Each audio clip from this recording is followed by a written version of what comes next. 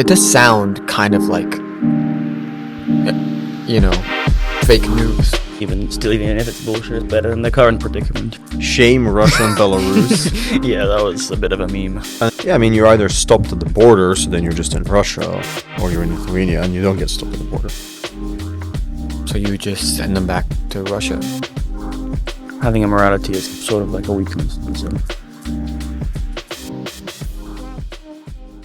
Weaponized migration, the orchestration or threat and orchestration of sudden influx of refugees by a hostile government to another country for coercive purposes, continues to make appearances as the latest preferred instrument in the modern autocrat's toolkit.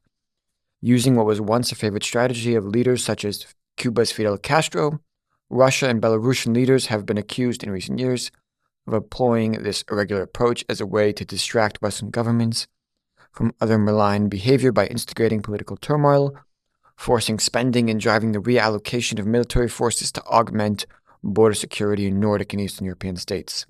The Finnish Prime Minister, Petteri Orpo, described the situation as exceptional and accused Russia of trying to undermine Finnish national security with the hybrid operation. Officials in NATO have stated that Russian officials were likely heavily involved in the transport operation that brought migrants from places like Kenya, Syria, and Yemen to the Russo-Finnish border this winter, providing necessary transportation, equipment, and assistance at the border. Specifically, Russia has been accused of paving the way for migrants along its border with Finland by abandoning visa checks in the border zone and providing bicycles, which allow migrants to skirt laws that criminalize approaching Russian border posts on foot. Russia is not the only country weaponizing migrants, as evidenced by the Belarusian president, Aleksander Lukashenko's behavior since late 2021. By December of that year, at least 8,000 migrants had crossed the Belarusian border into migrant centers in Poland, Latvia, and Lithuania. While morally repugnant, weaponized migration is nevertheless seen as an effective approach by the government to employ it because it necessitates a response from the targeted state. Blah, blah, blah.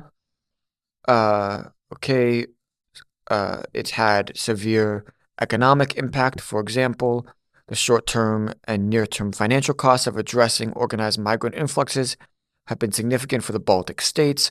Lithuania alone sought 120 million euros in damages from Belarus in early 2023 to replenish money spent on border infrastructure, including a new barbed wire fence.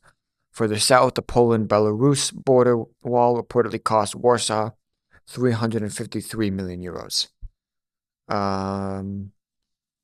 Using migrants is thus a low-cost way for national leaders who regard for human life is famously absent to indirectly impose cost on other governments. This article gives some suggestions on how to combat that. The first is all states impacted by this tactic, from Finland to Poland, should name and shame Russia and Belarus as to discourage this practice from becoming an accepted norm and potentially deter its further use. I don't know how effective naming and shaming. Exactly. Please don't do this. I'm not very convinced by some of these measures here. And the second is Baltic and Nordic states as well as Poland could also shape mill-to-mill engagements with other unaffected NATO allies to increase multinational training with border guards, potentially sharing best practices regarding border security. At a minimum, NATO should incorporate scenarios similar to those currently experienced by border countries into future war games as a way to feature Russian hybrid operations in more conveniently minded events. All right, so basically, Russia and Belarus are getting migrants to come to their country and then shipping them to other countries as a way of inflicting economic and humanitarian costs on those countries. So, William, I'll start with you. What do you think is the appropriate moral response to this phenomenon?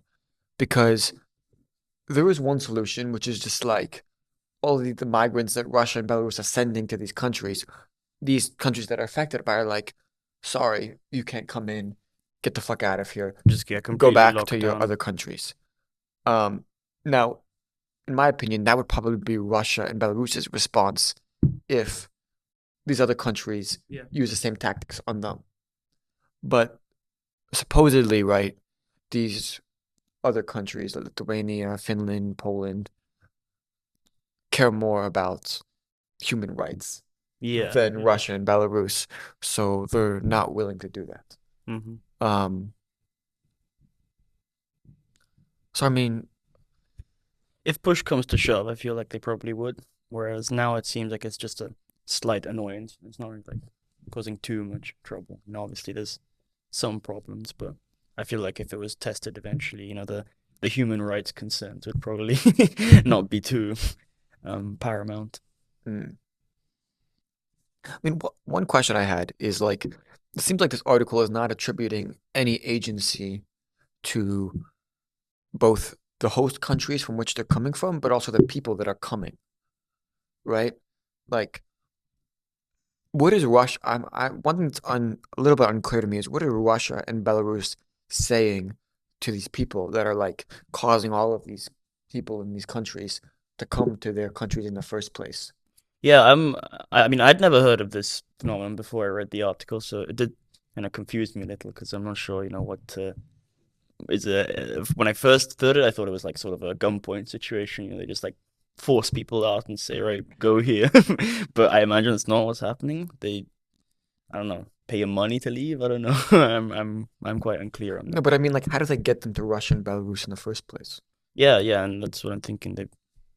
They bribe them and then they tell them to leave. I don't know, come and then leave. It's strange. Mm.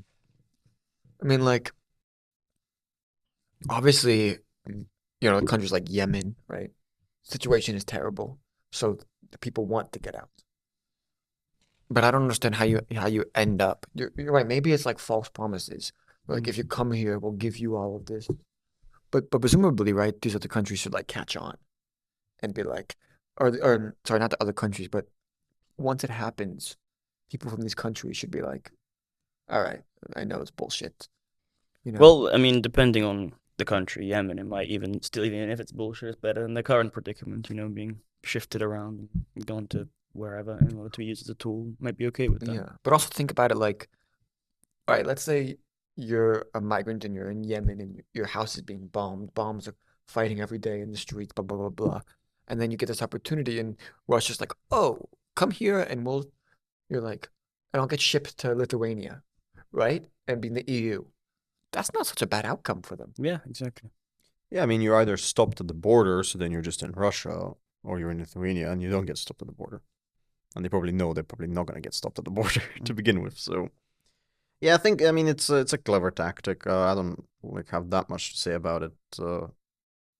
It seems a bit petty to me, honestly, because it's to do with countries which are like Finland, for example. I mean, obviously it's because of them becoming a member of NATO, but it just seems kind of a bit petty on Russia's side. I mean, just throwing in some people just to annoy them. I think William was right on that. If it was really like their biggest threat, I think we wouldn't even be discussing moral outcomes. We would be talking about the security of the countries that are involved. I mean, these countries are not like that large countries. Like Finland's large, but not in terms of actual Habitable places. areas, Yeah, yeah. exactly. And then Lithuania and Latvia, obviously not. So I think that's something that you guys said. And also, yeah, who are these people? I mean, the article in general, I'm not a fan of because it doesn't answer a lot of these questions. And then we could actually see like the effectiveness of it, because if it was, I mean, even the solutions that are given here, I mean, shame Russia and Belarus, Yeah, that was a bit of a meme. and then the NATO countries should share advice, like notes on the issues. I mean, obviously, I hope they're doing that. I mean, that's like the Yeah, least they why can didn't do. we think of that before? No? Yeah, so I don't know. It's happening. Yeah, but I think I guess what's interesting for me about it is there is this moral aspect of it. It's like because you say again, you said you didn't know this was happening. I think most people don't know this is happening. Mhm. And you get some people that are like, oh, open borders, or you should let refugees in. You should, help people fleeing from countries. And it is like, it does sound kind of like, you know, fake news. A little bit. a little bit. A little. Seriously, some conspiracy. Like, yeah, They're like, taking people and shunting them into Yeah, I think also another thing is that when this strategy is being used to actually get something from other countries, sometimes it is used in that way. I think you mentioned like holding a gun to, well, you were talking about the people, but sometimes they do this where like they would pile on a bunch of refugees in a country, and then they would say, if you don't do this, then I'm gonna like let all of them in, right? And you don't have a choice but to accept them because there's too many. You can't control the flow. So I've seen it and I've heard about it being used like that when it's more serious. But again, here it's not used like that. It seems to me like it's just a measure to have some sort of retaliation. Yeah. But it is very interesting the way countries that seem to have no regard. All right, well, this is a tricky subject and it's hard to talk about like in a way that's objective, but if we accept that Russia and Belarus have no regard for human rights and that these other countries do, obviously the binary is not so, but let's just, for sake of argument, let's say it's that. It is kind of strange to me that you can actually weaponize that morality. Oh yeah, I mean, having a morality is sort of like a weakness at a certain point. So it's like stuff that you can exploit. I think that's like quite clear. If you've got principles, there are stuff that you can exploit. Mm. Yeah, I think even people who do talk about a lot of like moral issues in terms of international politics, they, at the end of the day, when you ask them, okay, but what if you're in a dire situation? We're talking about survival here, and even they're like, well, in that case, you don't, you're not as strict on it. So I think people recognize that. I mean, but this is, I mean, I was just doing some research on the Lithuania election, and this is a big issue for a lot of Lithuanians. Like, I mean, it's a country of 2 million people, right?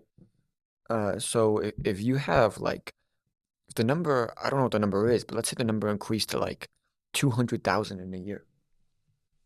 That's a lot of people coming into the country. So I mean, what do you do? Like, how do you, obviously these solutions I think are pretty shit, but I mean, guys, help me. Like, what could be a response besides sending them all back? Oh, well, you took my one out. Well, no, not sending them Well, back. is that a real, I mean, do you think that's a real response, sending them all back?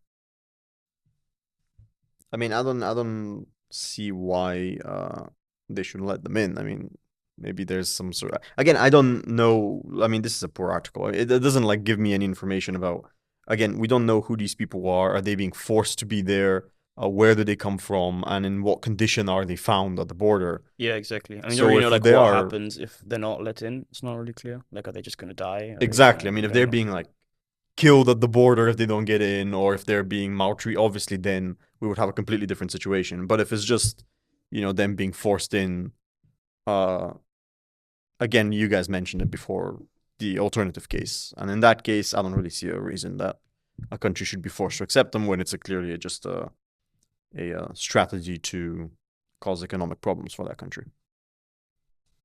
So you just send them back to Russia? Sure, that's not exactly what I said, but if we want to simplify. Well, yeah. I mean, I don't think it's let's put it this way. I don't think it's evidently a bad way to deal with this. I don't think it's like, clearly that's not an option. I think it With is the an like option. limited information we have, I'd agree with that. Yeah. Okay. Hmm. Well, what would you do?